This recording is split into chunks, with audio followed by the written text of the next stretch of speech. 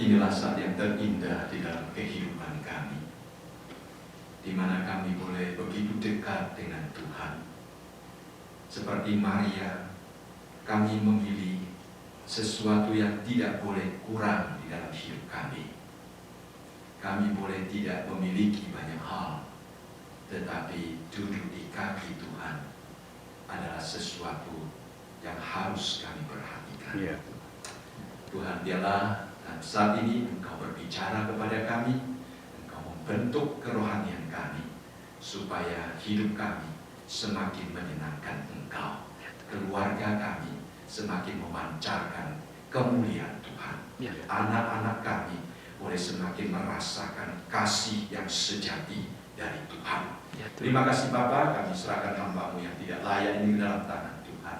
Pakailah hamba-Mu Tuhan, supaya menjadi saluran berkat pada hari ini. Di dalam nama Tuhan Yesus kami berdoa. Amin. Amin. Selamat sore. Selamat sore. Selamat sore.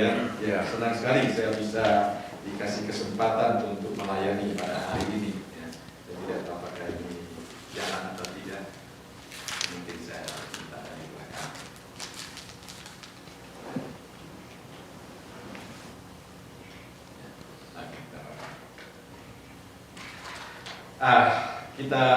Saya senang sekali ya bisa diberikan kesempatan untuk melayani, dan ini merupakan satu berkat dari Tuhan bagi kita.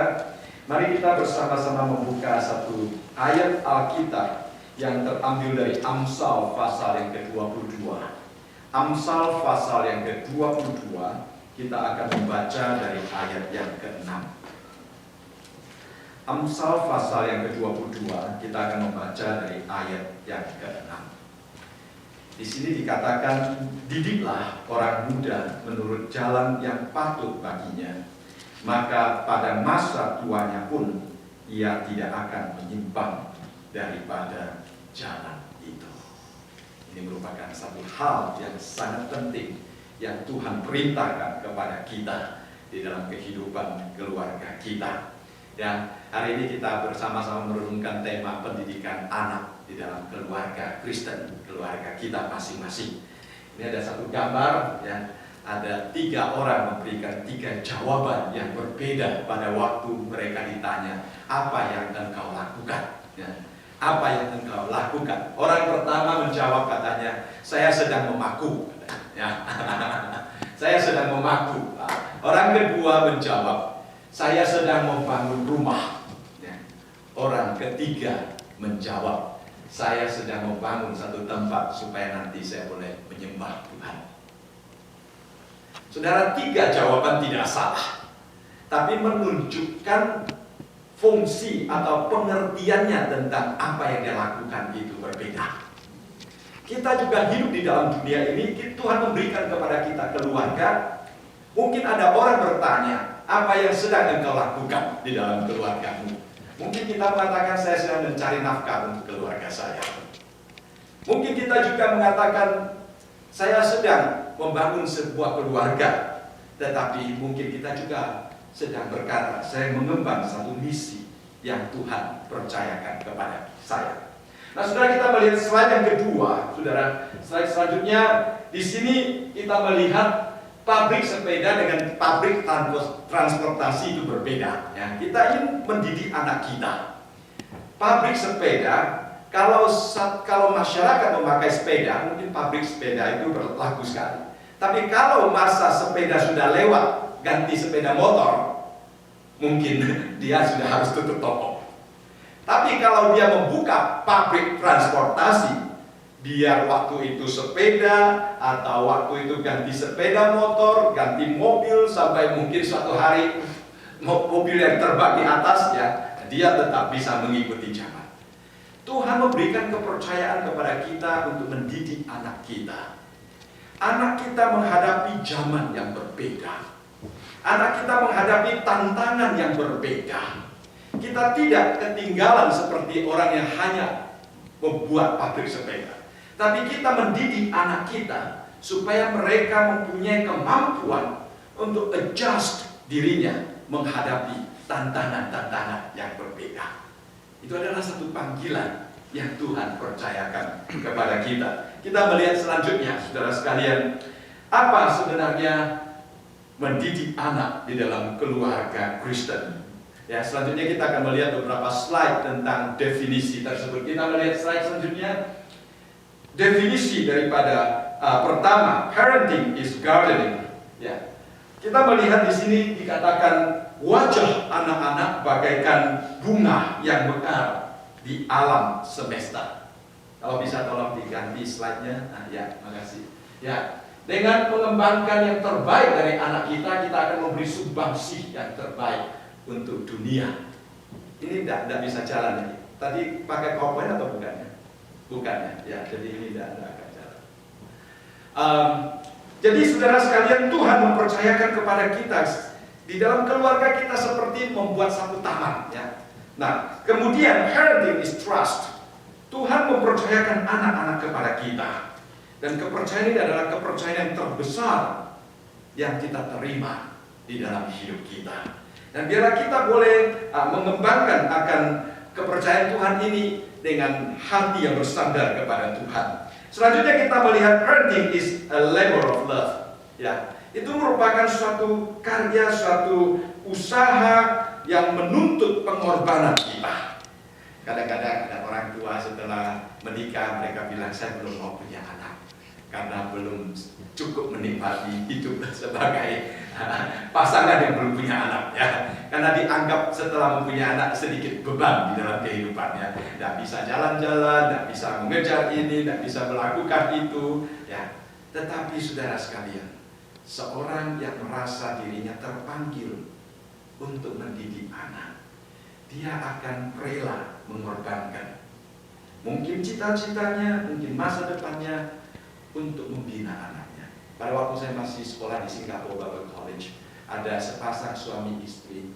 Suaminya adalah dokter kandungan, istrinya adalah PhD di dalam kimia. Dan istrinya mempunyai pekerjaan yang baik. Setelah dia hamil, dia lepaskan kerjaannya, dia mengatakan, I'm a full-time mother. Dia menjadi seorang ibu yang full-time dan mendidik 3 anak. Kemudian anaknya yang pertama, umur 22, mendapat PhD. Anak yang kedua, umur 18, mendapat master. Anak yang ketiga, 16, sudah masuk universitas. Wah, luar biasa. Ya, dia full time di rumah mendidik anak-anaknya. Dan dia berkata, ini lebih berharga daripada gaji berapapun yang saya bisa dapat di luar. Pada waktu dia datang ke Singapore Bible College, kita mengadakan suatu ceramah khusus bagaimana mendidik anak jenius dengan 3 jenius di dalam keluarganya. Wah, yang kita sediakan bangku kira-kira 200, yang daftar 800. Semua orang tua menginginkan anaknya jadi jenius, ya. Tapi dia ada satu rahasia, katanya. Berapa waktu yang engkau berikan kepada anak? Berapa kasih yang engkau berikan kepada anak? Mendengar ceramah katanya tidak ada apa-apa kalau tidak bersedia memberikan waktu dan kasih kepada anak. Saudaraku yang kekasih, Tuhan mempercayakan anak kepada kita, dan Tuhan ingin kita sungguh-sungguh menunjukkan kasih kita. Kemudian parenting is protection. Kita memprotek anak kita, ya. Anak kita menghadapi banyak tantangan di dalam dunia ini. Mereka membutuhkan kita untuk memperhatikan dia. Parenting is correcting, ya. Kita mengoreksi anak-anak kita. Kalau anak-anak salah, kita harus mengoreksi. Tapi kalau kita tidak bersama-sama dengan mereka, bagaimana kita dapat mengoreksi? Kalau kita tidak mengetahui anak kita sedang berada di mana, anak kita sedang melakukan apa, anak kita sedang bersama dengan siapa, bagaimana kita bisa mengoreksi? Kembali lagi, berapa waktu yang dapat kita berikan kepada anak kita? Kemudian parenting is smiling, ya. Kita bermain bersama-sama dengan anak kita. Kita menunjukkan kasih sayang, kita menunjukkan rangkulan kita kepada anak kita. Pada waktu kami masih di Indonesia, Ya, kami jarang merangkul anak-anaknya. Gendong, tapi bukan merangkul seperti yang di sini memberikan hak ya. Gendong lain dengan merangkul ya. Ya. Jadi satu hari saya pulang dari gereja. Waktu itu masih sekolah di LA. Satu hari sore saya pulang dari sekolah. Saya masuk rumah, lalu dua anak saya sedang menonton sebuah TV. Nah, saya lupa nama TV-nya, tapi TV-nya itu ada seorang anak, dia itu papanya adalah kalau nggak salah angkatan laut, lalu anaknya juga ikut angkatan laut, dan papanya tidak pernah hak anaknya. Ya. Lalu satu hari anaknya berhasil sekali, papanya datang melihat anaknya, wah anaknya mengharapkan papanya merangkul dia, jadi papanya waktu jalan mendekati anaknya, tidak jadi hak lagi saudara sekalian. Pas waktu itu saya masuk rumah dan dua anak saya, gitu rasanya kesel sekali, saya sedih sekali gitu. Lalu reaksi dua anak saya mengingatkan saya. Mungkin mereka juga sering mengharapkan saya merangkul mereka, ya hak mereka. Tapi saya kayaknya tidak pernah berhak mereka karena kita berhasil jangan berhak anak-anak gitu ya. Lalu mulai saat itu saya mulai belajar bagaimana menepuk mereka, hak mereka, supaya mereka merasakan kehangatan. Itu penting sekali. Parenting is forgiving. Ya. Anak-anak perlu kita untuk memaafkan mereka. Kadang-kadang anak kita bisa melakukan kesalahan, tetapi apakah kita bersedia untuk memaafkan mereka? Kita tidak pernah gagal untuk koreksi dan koneksi, ya. Jangan hanya koreksi, ya, tetapi juga membangun kembali hubungan yang baik. Waktu anak saya yang kedua masih kecil, satu hari melakukan kesalahan, saya tidak marah dia, ya. Saya tidak marah dia menangis sendiri. Lalu saya bertanya, kenapa menangis? Lalu dia menjawab, apakah papa masih sayang pada saya? Saya tanya kenapa? Karena papa tidak marah kamu? Iya. Lalu saya bilang, saya sudah lihat kamu sangat menyesal. Kamu tidak sengaja melakukannya. Saya sudah tahu kamu pasti mau berubah. Jadi papa tidak perlu marah lagi. Oh. Anak-anak, dia membutuhkan kasih sayang kita. Dan dia juga merasa koreksi kita itu merupakan suatu wujud kasih kita kepada mereka. Kita mengoreksi anak kita supaya dia menjadi lebih baik, bukan mengoreksi anak kita supaya dia down dan kehilangan kepercayaan diri.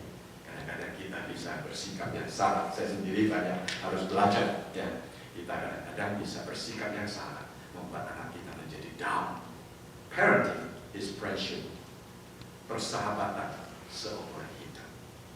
Anak-anak menjadi dekat dengan kita. Anak-anak menjadi akrab dengan kita. Kadang-kadang saya merasa iri dengan istri saya pada waktu anak saya perempuan masih di universitas, ya, di San Luis Obispo. Setiap hari mereka bisa telepon, ngobrol di telepon beberapa kali, ya. Saya karena sibuk kadang-kadang hanya tak message aja, ya.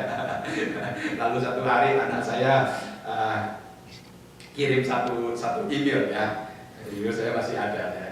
Dia bilang biasanya kalau anak perlu kayak misalnya makan apa, ya, pakai pakaian apa, cari mama katanya, ya. Lalu perlu ini, perlu itu, cari mama. Kapan cari papa? Pada waktu Dad, where is mom?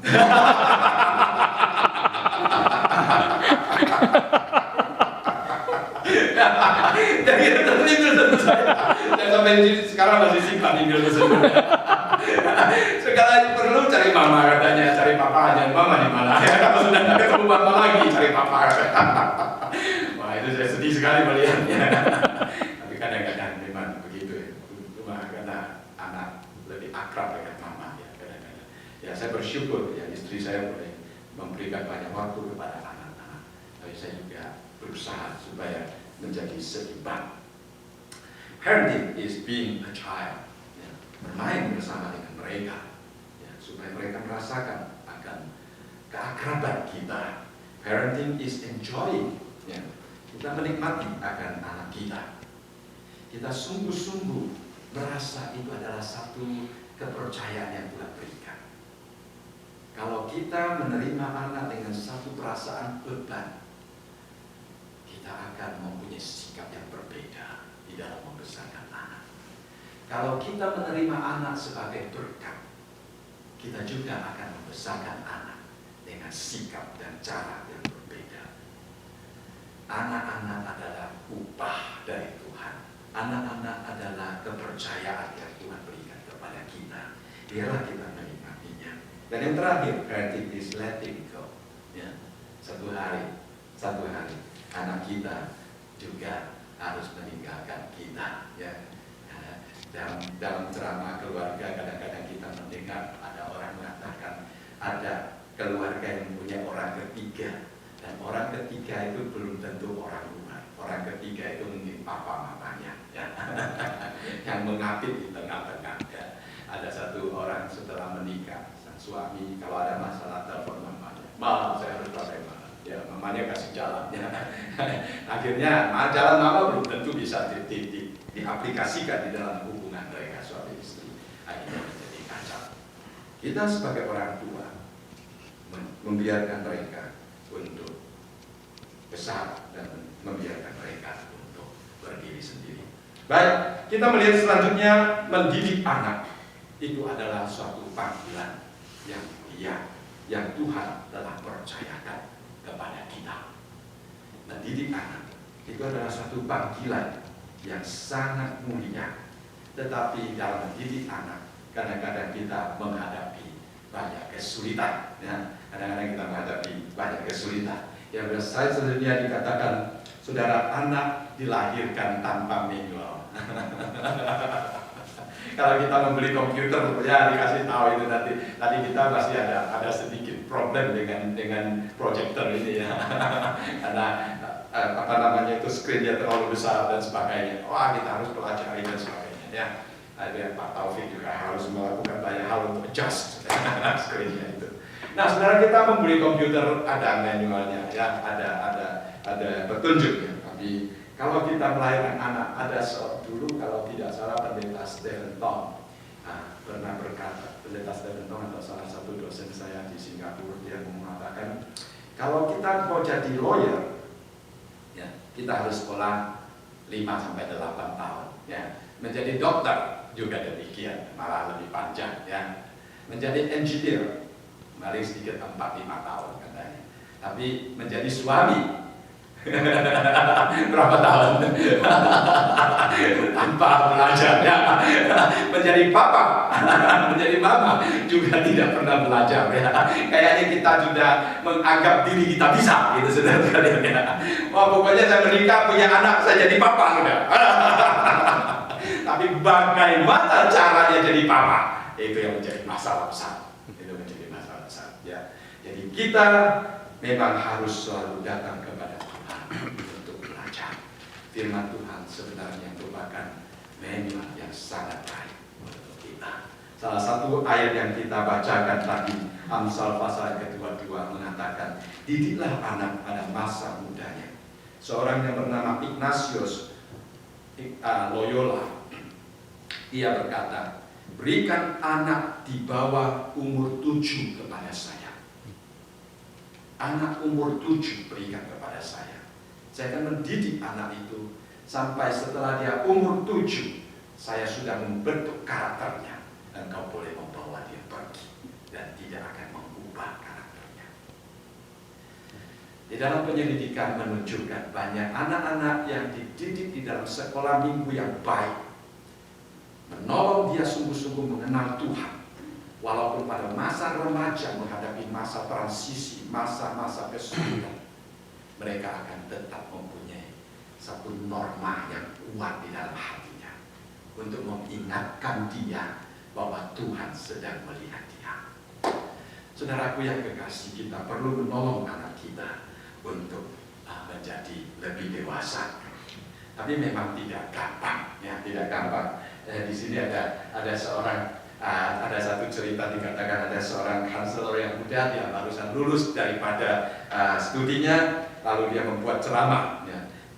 Tema yang pertama adalah 10 prinsip atau hukum ya untuk mendidik anak. Wah, 10 hukum ya, itu harus ya, mau tidak mau harus dilakukan. Tapi setelah dia mempunyai anak pertama, dia merasa wah 10 hukum terlalu berat ya. Dia ganti temanya jadi 10 himbauan. Bukan lagi hukum ya. 10 himbauan untuk mendidik anak. Setelah dia mempunyai anak kedua, wah himbauan juga tak jalan. Akhirnya pakai 10 anjuran. Saudara sekalian ya, dari 10 hukum sesuatu yang harus mau tidak mau kamu ikuti, tek tek tek tek tek. Menjadi himbauan aja lah ya. Tetapi ini hanya anjuran aja. Karena dia merasa saya sendiri juga tidak mampu. Ya. Kalau tidak mengandalkan Tuhan, kalau bukan bantuan Roh Kudus, tidak ada satu orang tua pun yang dapat melakukannya. Walaupun mungkin kita tahu banyak, walaupun kita mengerti, tetapi keterbatasan kita sebagai manusia itu sangat jelas. Kita perlu Tuhan yang selalu menolong kita. Selanjutnya kita melihat pendidikan anak sulit. Tapi kita juga dituntut untuk belajar. Kita dituntut untuk belajar. Kalau kita gagal untuk mendidik anak, akhirnya anak kita tidak beribadah kepada Tuhan. Itu kesalahan siapa, saudara sekalian?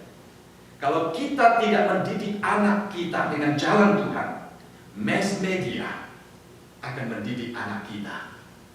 Dunia luar dengan sistem dunia, dengan cara yang hanya ingin memuaskan keinginan diri sendiri, tipu muslihat iblis, itu yang akan menggantikan kita. Coba kita lihat, kalau kita melihat televisi, apalagi hari ini hampir semua anak mempunyai smartphone, dan di dalam smartphone itu sudah boleh dikatakan seluruh dunia ada di dalamnya. Segala informasi yang baik, yang tidak baik ada di dalamnya. Kalau komunikasi kita dengan anak tidak lancar, kalau tidak ada koneksi kita dengan anak kita, ini akan berkomunikasi dengan dia. Ini yang akan selalu akrab dengan dia. Dan apa yang dia dapatkan dari sini, kalau kita tidak menggait mereka, kalau kita tidak mengirami seperti tadi dikatakan parenting is gardening, kalau kita tidak memperhatikan taman kita secara benar, maka taman itu akan rusak. Taman itu akan ditumbuhi dengan tumbuh-tumbuhan yang liar. Banyak tumbuh-tumbuhan yang liar yang sedang ditawarkan kepada anak-anak kita. Kalau kita gagal, dunia akan berusaha. Nah, oleh sebab itu, kita melihat kita harus memberikan pengaruh yang besar kepada anak-anak kita. Anak belajar membedakan benar yang salah dan salah dari orang tua. Dan orang tua mempunyai pengaruh yang paling besar terhadap anak-anak. Saya ingat waktu saya masih di LA, yang satu kali saya pulang dari sekolah, tangan saya memegang banyak buku, lalu kemudian setelah buka pintu, ya saya pegang lagi buku saya, lalu saya melihat TV-nya, tidak ada orang yang nonton, saya matikan TV. Tapi karena tangan saya sedang memegang buku, akhirnya saya pakai kaki untuk matikan TV. Gitu ya. Setelah begitu, beberapa saat kemudian saya menyaksikan satu hal, anak saya tiap kali matikan TV dengan kaki. Tiap kali dia matikan TV dengan kaki, saya masih belum sadar. Belum sadar. Satu hari saya bilang, tidak boleh pakai kaki. Dia bilang, papa sendiri pakai kaki. Papa sendiri pakai kaki. Saya baru sadar, oh iya waktu itu saya. Nah saudara sekalian, ini ada kamera. Anak kita matanya itu lebih tajam dari kamera ini. Ya, dan mereka akan merekam segala sesuatu. Dan mereka akan ikuti. Jadi kita sebagai orang tua, kita memberikan anak pengaruh yang paling besar terhadap kita. Mari kita belajar untuk selalu bersandar kepada Tuhan. Nah, kita melihat beberapa langkah-langkah praktis yang dapat kita lakukan di dalam kita membesarkan anak kita. Pertama-tama melalui perkataan kita. Tuhan menghendaki orang tua mengenal anak, kemudian tutur kata kita juga merefleksikan pengenalan kita dengan Tuhan kita. Kita membaca Ulangan pasal yang ke-6, ayat yang ke-6 sampai ayat yang ke-7. Ulangan pasal yang ke-6, saya rasa satu ayat yang mestinya tidak asing bagi kita. Ulangan pasal yang ke-6, ayat yang ke-6 sampai ayat yang ke-7.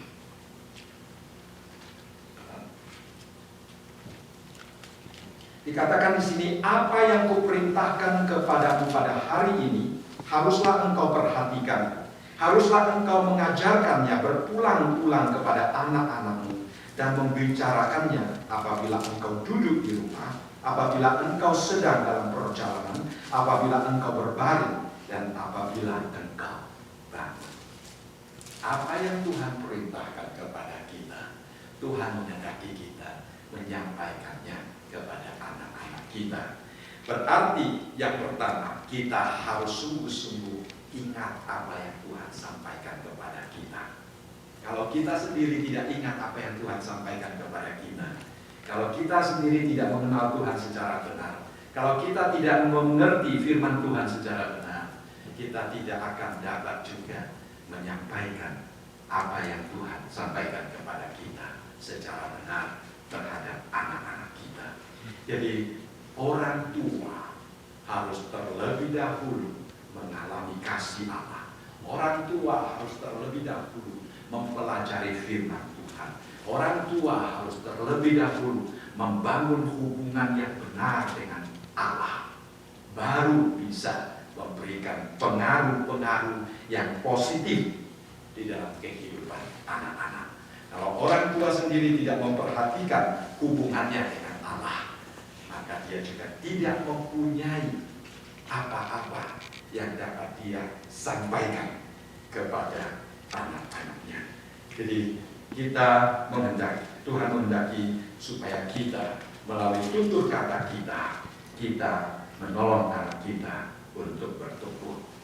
Tuhan juga menghendaki orang tua memberitahu anak-anaknya siapakah dia. Kita mendidik anak-anak kita sedini mungkin agar supaya anak-anak kita boleh mengenal Tuhan secara benar. Ya, di dalam 1 Yohanes pasal yang kedua ayat yang ke-15 kita akan membaca bersama-sama 1 Yohanes pasal yang kedua ayat yang ke-15. Ini berbicara kepada kita, juga menolong kita untuk melihat bagaimana kita menolong anak-anak kita. 2 Yohanes sama. 2 Yohanes. Oh.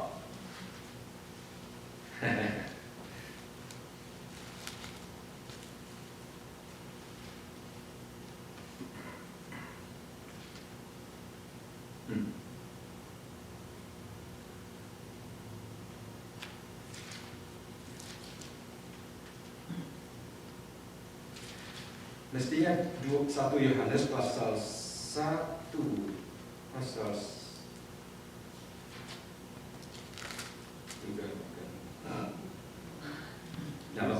Mungkin 1 Yohanes 2 ayat 14 ya. Kembali ya. Baik. Apakah yang Pak Antonius maksudkan itu? Yang saya maksudkan adalah menginginkan air susu yang murni. Oh, 1 Petrus 2. Oh, 1 Petrus 2, sorry, thank you. 1 Petrus 2, ya, thank you. Tiba-tiba tidak teringat. 1 Petrus 2, ya, terima kasih. Ayat 2. Ya. Ya, dan jadilah sama seperti bayi yang baru lahir, yang selalu ingin akan air susu yang murni dan yang rohani, supaya olehnya kamu bertumbuh dan beroleh keselamatan. Ya, kita akan menolong anak kita merindukan firman Tuhan seperti seorang bayi merindukan air susu yang murni Tetapi sebelum mereka bisa merindukan firman Tuhan, kita harus hati-hati dengan apa yang menjadi kerinduan mereka. Ya, saya di sini menulis tentang bayi dan permen karena waktu saya masih di sekolah teologi, saya belum punya anak waktu itu ya, masih belum menikah, belum punya anak. Terus saya melihat anak bayi itu lucu, ya saya senang sekali. Baru umur berapa bulan saya gendong anak itu. Nah, kemudian karena dia tertawa dengan saya tambah senang ya. Lalu saya bawa dia ke kamar saya bawa permen kasih dia makan. Waktu mamanya lihat saya memberikan permen, ya, mamanya bilang, wah kalau dia makan permen ini nanti tidak makan susu lagi katanya.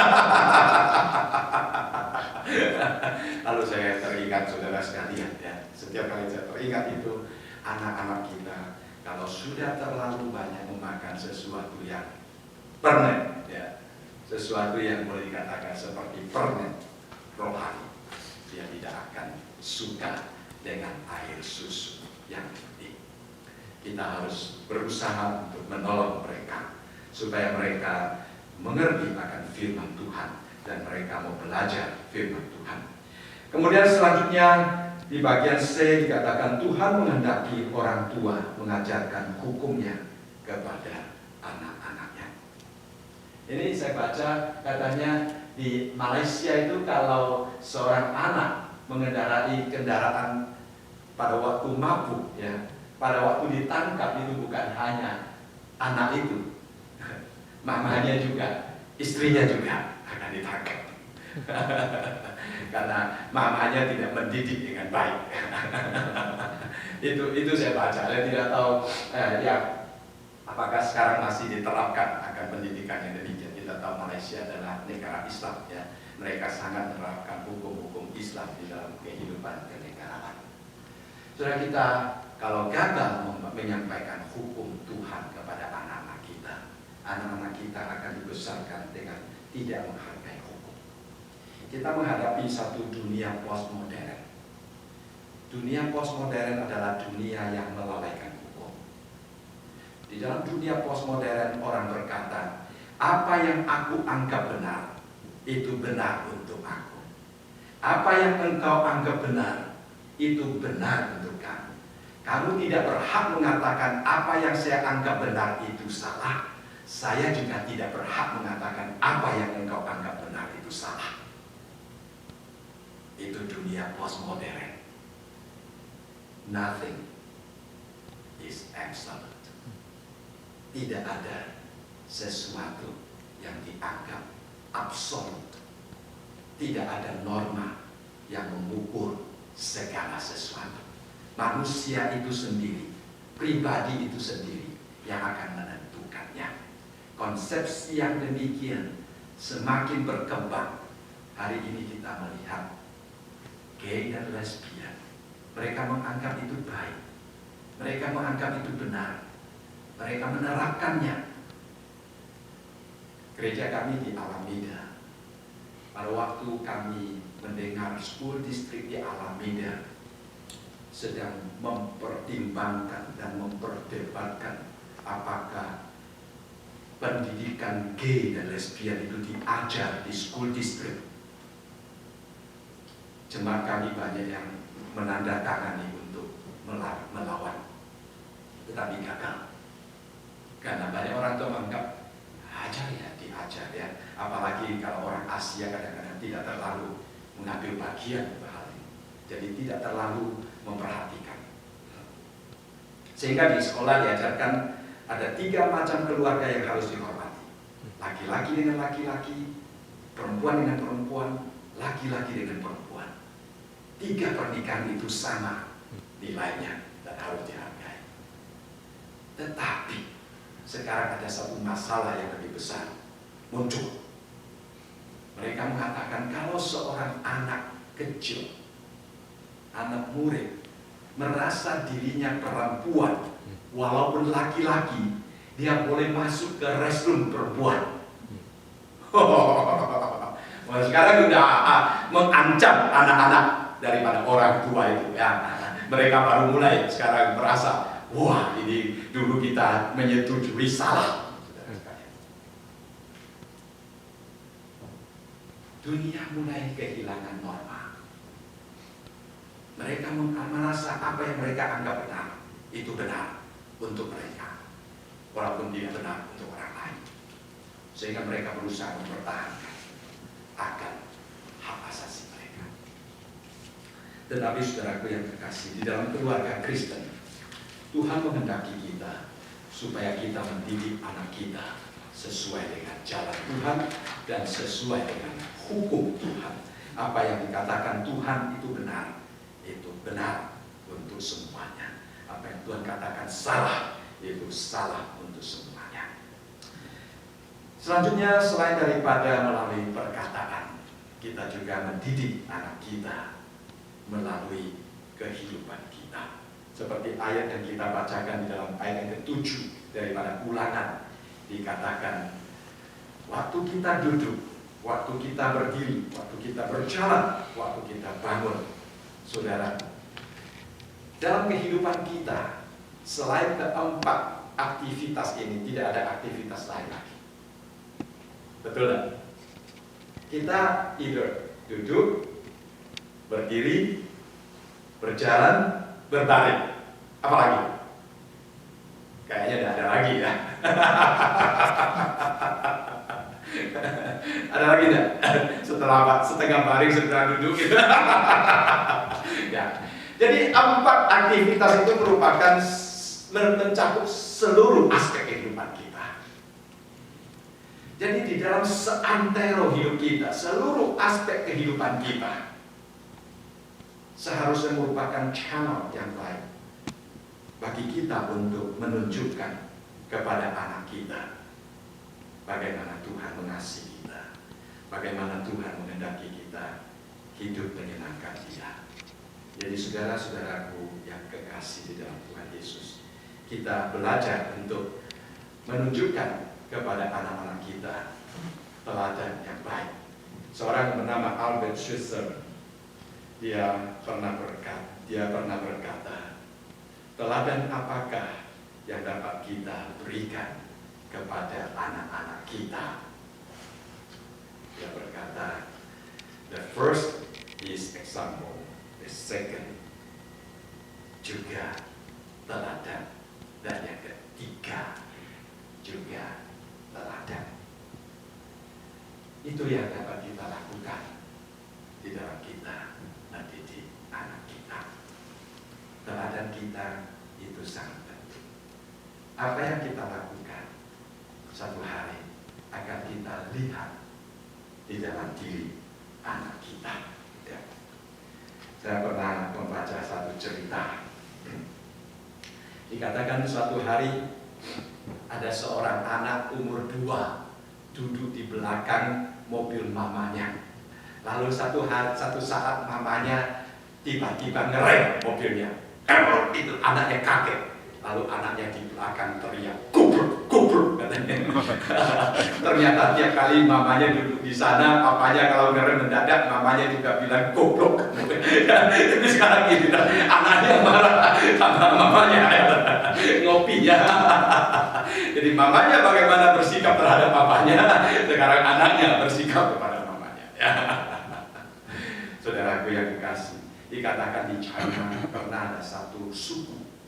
Kalau orang tua sudah tua dan sudah sakit atau sudah tidak ada harapan lagi, maka keluarganya akan membawa anak itu, orang tua itu ke atas sebuah gunung dan membiarkan dia di sana. Itu tradisi satu suku. Satu hari seorang anak membawa papanya, lalu sang cucu bertanya kepada papanya. Lalu dia bilang, "Pak, mengapa papa membawa kakek ke atas gunung?" Dia bilang, "Iya, ini tradisi suku kita. Kita membiarkan kakek pergi dengan tenang di atas gunung." Lalu anaknya bilang, "Berarti satu hari saya juga membawa papa ke atas gunung."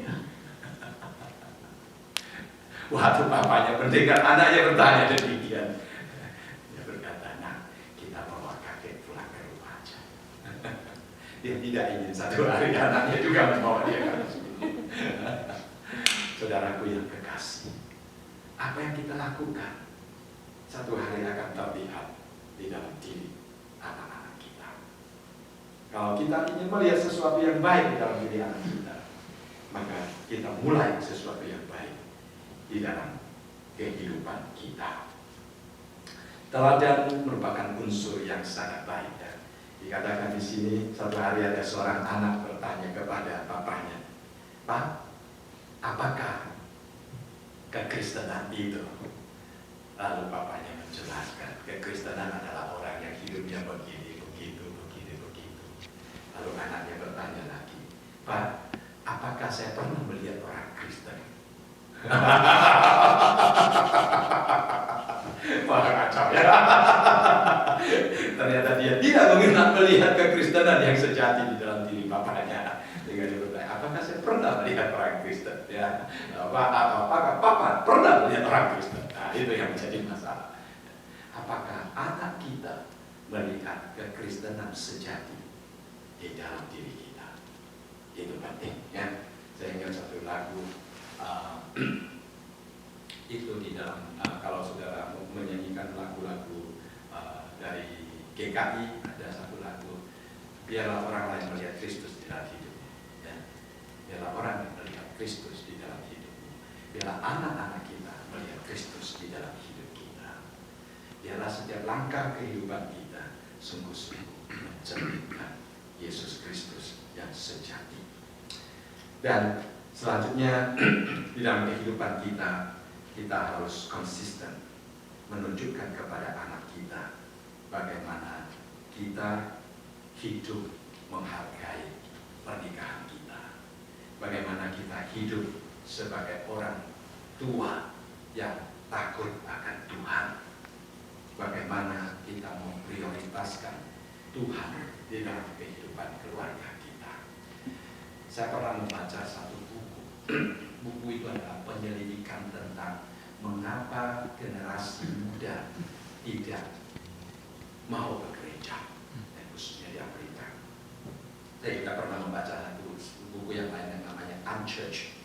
Ya, dikatakan di Amerika umur 18 sampai 25 adalah generasi yang hilang.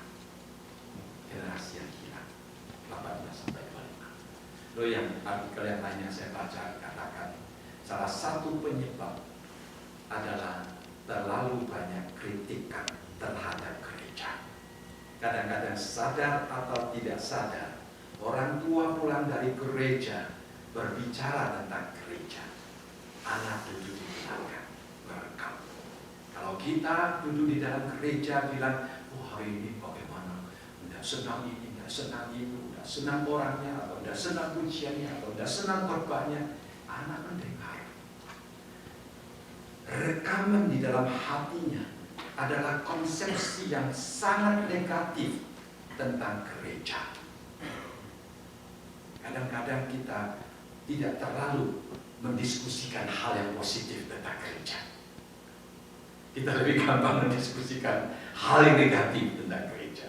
Dan anak kita mendengar dari belakang. Kemudian secara perlahan-lahan hal yang demikian akan membentuk satu konsep yang salah tentang gereja. Itu salah satu penyebab. Jadi kita perhatikan bagaimana kita menunjukkan sikap kita, bagaimana kita menunjukkan konsepsi kita, bagaimana kita menunjukkan rasa takut kita kepada Tuhan di dalam kehidupan kita. Itu akan mempengaruhi anak-anak kita. Dan kita juga mendidik anak kita melalui disiplin, ya, melalui disiplin. Saya dibesarkan di Kalimantan, ya. Di Kalimantan daerah saya pakai bahasa Kek. Jadi ada satu istilah bahasa Kek mengatakan kalau kita sayang kulitnya anak-anak, kita menghancurkan tulangnya. Kalau kita sayang kulit anak-anak, kita menghancurkan tulangnya. Mengerti maksudnya ya? Kalau kita pukul anak, kelihatannya pukul kulitnya, tapi di Amerika nggak boleh pukul anak ya. Tentunya disiplin tidak harus pukul ya. Disiplin tidak harus pukul, tapi kita boleh mendisiplinkan anak-anak kita dengan segala cara. Saya ingat waktu di Singapura ada seorang teman dari Korea. Dia kalau mendisiplinkan anak-anak, dia suruh anaknya lutut di satu pojok, melihat tembok, lalu tangannya diangkat begitu. Ya. Kalau sudah 1 jam, anaknya sudah. Namun itu lain kali tidak berani lagi. Ya. Tidak perlu harus pukul ya, biar anak bisa tahu. Tapi kalau kita tidak mendisiplinkan anak-anak kita, anak itu tidak akan menghargai. Disiplin itu merupakan unsur yang sangat penting. Di dalam Amsal, kita melihat Amsal pasal yang ke-13 ayat yang ke-24. Amsal 13 ayat yang ke-24.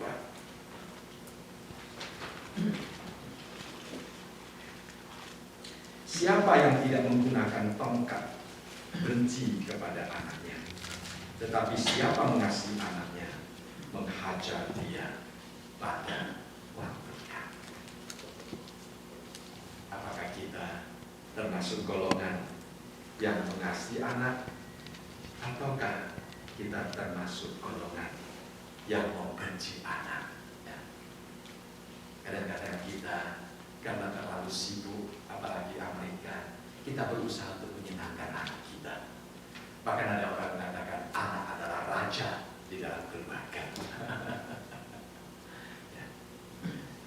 Waktu saya tidak tahu apakah saudara pernah melihat satu drama di Indonesia waktu peringatan Raden Ajeng Kartini 21 April ya. Nah, itu pernah ditayangkan drama di Indonesia. Ya. Ada satu keluarga mempunyai satu anak, orang tuanya sibuk sekali sehingga tidak mempunyai waktu untuk anak-anaknya. Ya, secara singkat, anak itu di dalam kamarnya itu boneka apapun ada, ya, boneka apa aja ada. Lalu kemudian mamanya pulang membawa satu boneka yang sangat bagus, lalu memberikan kepada anaknya.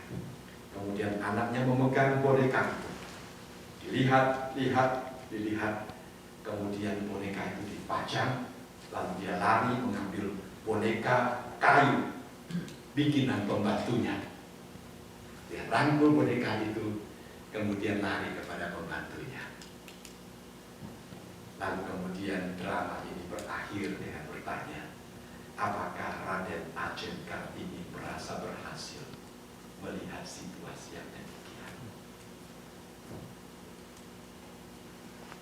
Anak itu kita, dan Tuhan mempercayakan anak kepada kita. Marilah kita memakai segala kesempatan untuk menunaikan tugas kita sebagai orang tua.